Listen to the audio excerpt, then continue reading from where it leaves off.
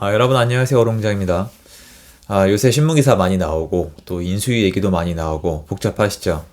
한 가지 좋은 팁을 드리고 싶어서 영상을 찍기로 했습니다. 다른 게 아니고요. 여러분 지난 5년을 통해서 좀 배우자고 많이 말씀을 드렸습니다.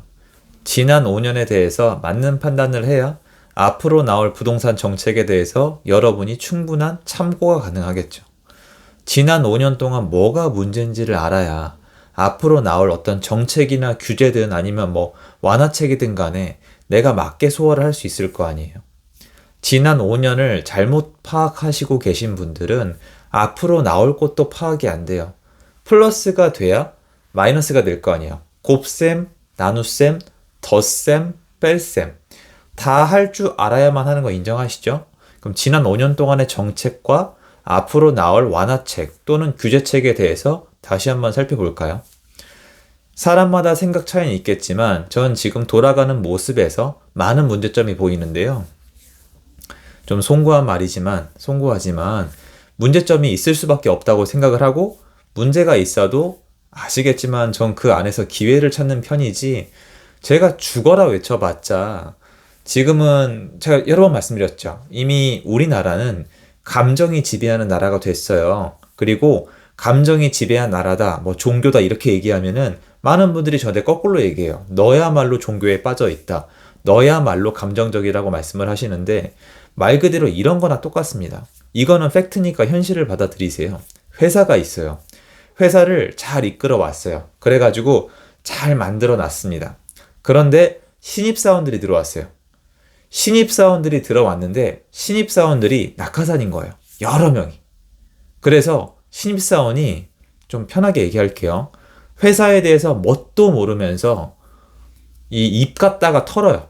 이래야 된다. 저거 좀 그렇지 않아요? 이거 요렇게 하면 잘 될 것 같은데 저건 왜 그렇게 좀 올드하다. 좀 이건 좀 아닌 것 같고 이거 불공평할 것 같은데 그리고 응원을 받고 싶잖아요. 그래서 있는 척 멋있는 척을 하면서 여태까지 회사가 굴러왔던 원리 원칙을 다 무시를 하고 자기 입맛에 맞게 마음대로 하는데 강력한 낙하산이다 보니까 마음대로 된 거예요. 그래서 회사가 다 망가졌습니다. 그래도 신입사원은 어떻게 하면 됩니까? 몰라. 아니야. 괜찮아. 괜찮은 것 같아. 아직 내 인생은 아름다워. 이렇게 되는 거예요. 낙하산은 원래 돈도 많고 백도 많으니까 본인들은 멀쩡하지만 회사는 다 망가졌죠. 그러면 어떻게 될까요? 이 회사를 원래대로 바꿔놓으려면 어떻게 해야 될까요, 여러분? 예. 일단은 신입사원 다 잘라내야 돼요. 그리고 신입사원이 했던 거 다 다시 빠꾸시켜야 돼요. 그리고 이 과정이 당연히 순탄치 않아요. 이건 어디서 잘못된 거죠? 이 회사에 이 낙하산 신입 직원들을 뽑은 사람들이 다 책임이 있는 건데 문제는 뭡니까? 책임 안 져도 된다는 거죠. 근데 지금 돌아가는 모습을 보면은 어떤 식이냐면은 인수위도 마찬가지고 새로 나오는 완화책도 마찬가지고 항상 엄청 신중해요. 되게 조심조심하고 신중한 것 같은데 이거는 저니까 편하게 말씀드릴 수 있는 거고 그런 고위직에 있는 분들은 신중할 수밖에 없다는 거 저도 이해는 합니다. 그리고 저보다 더 복잡하고 깊은 생각을 하고 계실 거라 생각하지만 저라면 그렇게 하지 않아요. 저라면 그렇게 하지 않는 이유를 말씀을 드릴게요. 첫 번째, 회사를 누가 망쳐놨죠? 신입 직원이 망쳐놨죠? 신입 직원이 망쳐놓는 그 과정이 여러분 신중했을까요? 너무 쉽지 않아요? 얘네가 회사를 망쳐놨는데 순식간에 몇 년 안에 망쳐놨는데 얘네가 신중하게 생각하고 했을까요? 아니죠. 있어 보이고 싶은 척, 착해 보이는 척, 나는 좀 깨어있는 척. 그리고 입으로 쉽잖아요. 여러분 어떤 거 생각하시면 돼요? 제가 옛날에 프랜차이즈 개발업 했죠. 프랜차이즈 개발업 하면은 회사 본사에서 나가서 점주님들한테 뭐라고 하는지 알아요? 이건 이렇다, 저건 저렇다, 이건 이렇다고 얘기하잖아요. 확 뺨따구를. 지는 편의점 운영도 안 해보고 회사에서 월급 따박따박 받으면서 현실에 내동댕이 쳐져 있는 점주님한테 가서 이래라 저래라 확. 점주님들 아시죠? 그게 얼마나 개소리인지. 아무것도 몰라요 걔네. 월급쟁이들이 뭘 알아요. 모른단 말이에요. 현실에 나와서 뺨따구를 맞아 봐야 정신을 차리는 거예요. 근데 신입 직원들이 이렇게 했을까요? 진짜 내가 체감하면 느껴봤을까요? 그냥 막해된 거예요. 막해되고 인기 없고 회사 다 망가쳐놨죠. 그럼 회사를 다시 복구하고 싶은데 신입사원이 망쳐놓은 거를 복구하는데 신중하게 합니까? 신중하게 해서 될 것 같아요? 안 됩니다. 제 경험상 안 됩니다. 잡초는 땅을 뒤집어 엎어야 되는 거지 잡초만 뽑아낸다고 괜찮은 게 아니에요. 잡초 뽑을 때마다 눈치 보실 겁니까? 그게 아니라는 얘기입니다. 무슨 얘기냐?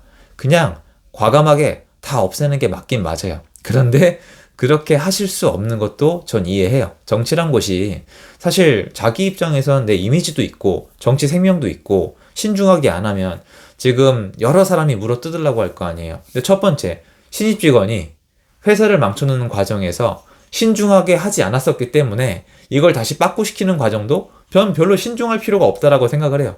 다시 말씀드리지만 저니까 일개 유튜버니까 편하게 말씀드린다고 다시 한번 말씀드렸어요.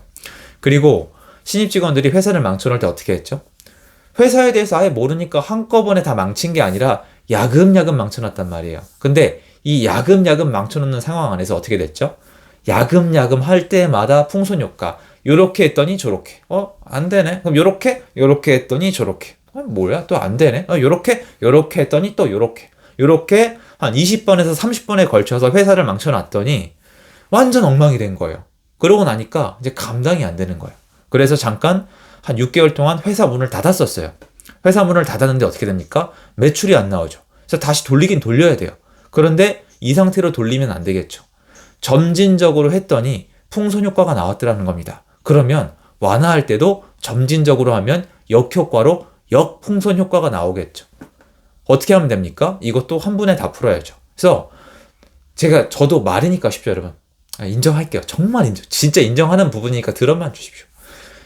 인정해요. 인정하는데 제가 봤을 때 시장이 정말 망가져 있다는 걸 아는 분이라면은 그냥 과감하게 한 방에 다 없애버려야 돼요.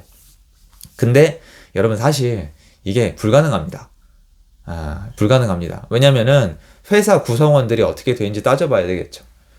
솔직히 하고 싶은 얘기를 하자면 여당 172석은 여전하고 지방선거도 아직 안 끝났기 때문에 마음대로 할 수 있는 부분이 아니에요.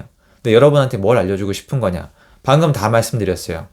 확실하게 풀거나 확실하게 빠꾸시키거나 아니면 점진적이 아니라 한 번에 큰 도약을 하지 않고선 시장의 회복이 되게 느리거나 역풍선 효과가 있을 수 있기 때문에 앞으로 여러분이 보셔야 되는 건 뭐냐? 두 가지예요. 첫 번째, 규제 완화나 옛날 시장을 비정상에서 돌릴 때 얼마나 과감하게 빨리 가느냐, 실제적으로. 그걸 보셔야 돼요. 이게 아니면 지난 5년 동안에 갔던 방향을 계속 갈 수밖에 없어요. 왜냐면 올해랑 내년에 입주는 없으니까. 쉽지 않으세요? 많은 분들이 지금 정권이 바뀌었으니까 시장이 바뀔 거라고 하는데 말 같지도 않은 소리예요. 시장이 여러분, 시장이란 데가 조성되어 있는데 시장이 밖에 나가서 정권을 누가 잡나 이렇게 보고 있습니까? 말도 안 되는 소리예요. 대통령이 누구든 상관없어요. 여러분, 이명박 정권 때 부동산 힘 못 썼어요. 많은 분들이 망각의 동물이죠. 이명박 정권 들어왔을 때 토건 세력이란 다주택자 투기꾼들 갑부될 거라 그랬었습니다. 신문기사 뒤져보세요. 이명박 정권 때 다 마탱이 갔습니다. 그렇게 돌아가는 게 아니에요. 김대중 정권 때 어떻게 됐습니까? 부동산 힘 못 쓸 거라고 얘기를 했잖아요. 건설업 부흥을 시키셨어요. 어쩔 수 없었으니까요. 다 정치는 왔다 갔다 하는 거예요. 근데 이번에 대선 끝났다? 인수위가 들어왔다? 그러니까 부동산 시장이 다시 올라갈 거다? 재개발, 재건축이 이끌어줄 거다? 다 뇌피셜이죠. 실제로 어떻게 돌아가는지 봐야 될 거 아니에요. 지금 지방에 돌고 있는 유동성은 어떻게 설명할 거냐고요? 걔네 2020년도부터 들어갔어요. 여러분, 지방시장 2020년도부터 이미 유동성 들어갔어요. 거기밖에 갈 데가 없는데요. 그러니까 복합적으로 오셔야 돼요. 근데 앞으로 규제가 풀린다 하더라도 제가 말씀드렸죠. 야금야금, 찔끔찔끔, 눈치 보면서 이런 거 안 통해요. 그 정도로 시장은 다 망가져 있습니다. 그러니까 한 번에 빵 풀어야 되겠죠? 그거 지켜보시면 되고요. 두 번째로 이거 뭐 약간 좀 푼다 그러면은 기사들이 쏟아져 나올 거예요. 그러니까 왜냐면 사실은 제가 말씀드렸잖아요. 이게 뭔가 풀라 그러면은 막 때린다고. 저거 봐라, 토건 세력 다주택자들 편이다. 저거 또 부동산 띄우려고 한다고 하잖아요. 이 뉴스가 나올 때마다 이쪽에서 얼마나 눈치를 보는지를 봐야 돼요. 그러니까 사실은 복합적인 건 한데 첫 번째로 여기서 뭔가 발표를 하더라도 얼마나 과감하게 얼마나 넓은 도약을 하는지 보시고 나서 시장에 이게 도입이 될 거라고 생각을 하셔야 되고요. 두 번째로 이쪽에서 반대 뉴스가 나올 때 이쪽에서 반응하는 정도가 있어요. 무슨 말이냐면 지금부터 여기 반대쪽으로 100이란 강도로 뉴스를 때렸다. 그럼 이쪽에서 어느 정도의 강도로 반응하는지 보셔야 돼요. 예를 들어서 여기서 다주택자 양도세 완화하겠다 때렸어요. 근데 반대 세력에서 이제 투기 세력 키워주냐고 했더니 갑자기 다주택자 양도세 완화에 대해서 소극적으로 변한다. 이런 반응을 보시면 이런 기사나 여론이 만들어질 때마다 얼마나 많이 신경 쓰는지 여러분이 파악이 되기 때문에 앞으로 방향성이 보일 거예요. 그래서 지금은 당분간 정치면 발표하는 것들, 그리고 실제 시장이 돌아가는 모습, 플러스 알파로 언론까지, 세 가지, 정치, 시장, 언론까지 다 신경을 쓰셔야 되는 기간이에요. 왜냐면 시장만 놓고 봤을 땐 앞으로 불안정한 시간이 올 수밖에 없는 구조로 되어 있기 때문입니다. 그래서 지금 언론에 여기저기 흔들리지 마시고 언론만 보면 안 돼요. 지금은 언론, 정치, 시장, 삼박자를 다 보고 돌아가셔야 되고 항상 여러분의 메인은 시장이어야 합니다. 근데 시장만 놓고 봤을 때는 불안정해질 수밖에 없어요. 그래서 제가 책 내고 강의 만든 거니까요. 저도 부담감을 느끼면서 한 이유가 있다는 얘기입니다. 이렇게 참고해 주시면 좋겠고요. 요새 자꾸 한 발 뒤로 슬금슬금 빼거나 기존 정부에서 했던 거에서 약간 모양만 바꾸는 거, 예를 들어서 말씀드렸던 거 있잖아요. 예를 들어서 임대차를 2년이 아니라 4년을 놓으면 인센티브를 주겠다? 이런 거 너무 마음에 안 듭니다. 그거는 옛날 거의 연장선상이잖아요. 시장 정상화라면서요. 시장 정상화라면은 의무로 4년 동안 하게 되는 거는 문제가 있고 인센티브로 4년 하게 하는 건 문제가 없다는 거예요. 2년을 4년으로 늘려서 문제가 됐다는 생각은 안 드세요? 이걸 아예 없애야 된다는 거예요. 제 말대로 되진 않겠죠. 그런데 마음대로 안 된다면 저는 그 시장에 적응을 하겠다는 겁니다. 여러분도 그렇게 하시는 것밖에 방법이 없다는 거 아시겠죠? 지난 5년 동안 아무리 얘기를 해도 아무도 듣지 않았습니다. 앞으로는 들을까요? 전 다를 거 없다고 생각을 하고요. 5년 동안 누가 살아남았죠? 그렇죠. 맞는 선택을 한 사람이 각자도생했습니다. 전 크게 다를 거 없을 거라고 생각을 합니다. 여러분의 운명을 누군가한테 맡기지 마세요. 여러분 인생은 여러분 겁니다. 응원하고요. 제 영상 여기까지입니다. 감사합니다.